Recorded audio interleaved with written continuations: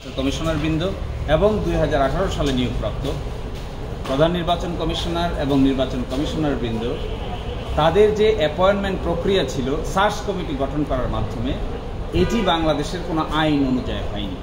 এই জন্য 2022 সালে এসে আইন পাশ করে বলা হয়েছে যে তাদের এই অ্যাপয়েন্টমেন্ট কিংবা তাদের এই নিয়োগ নিয়ে পরবর্তীতে বাংলাদেশের কোনো আদালতে কোনো প্রশ্ন উত্থাপন করা যাবে না।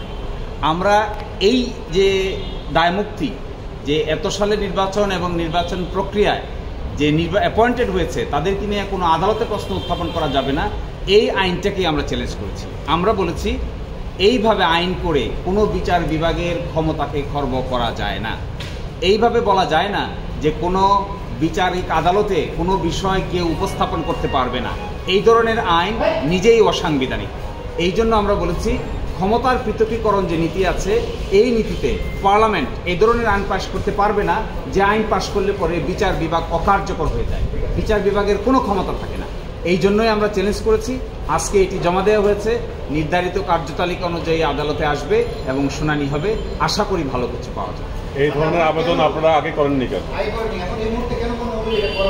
না, এটা মুহূর্তের প্রশ্ন না। প্রশ্নটা হলো এই আইনটা আপনি যে কোনো সময় চ্যালেঞ্জ করতে পারেন, আইনের কোনো লিমিটেশন নাই। আইন 50 বছর পরেও চ্যালেঞ্জ করা যায়, আগেও করা যায়।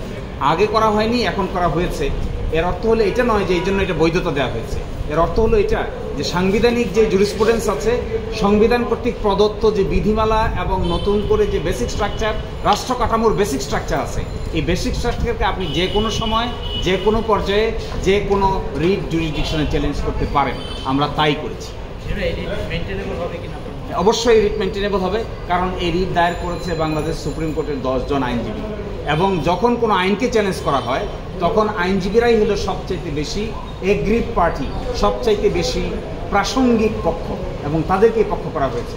এই জন্য এটা মেনটেনেবল হবে, হতেই হবে বলে আমি মনে করি। জি, আপনারা নিজেও জানবেন যে পঞ্চম সংশোধনী মামলায় একই প্রশ্ন উঠেছিল যে এত তারিখ থেকে এত তারিখ পর্যন্ত যে রুলস রেগুলেশন প্রক্লেমেশন জারি করা হয়েছে এগুলো নিয়ে বাংলাদেশের কোনো আদালতে প্রশ্ন উত্থাপন করা যাবে না। এর আনসারে আমাদের আপিল বিভাগ বলে দিয়েছেন কোনো আদালতকে এইভাবে কখনো বলা যায় না যে কোনো আদালতে প্রশ্ন উত্থাপন করা যাবে না। যদি আদালতে প্রশ্ন উত্থাপন করা না যায় তাহলে উত্থাপন করা যাবে কোথায়? আর তো কোনো ফোরাম নাই, আর তো কোনো ফাংশন নাই।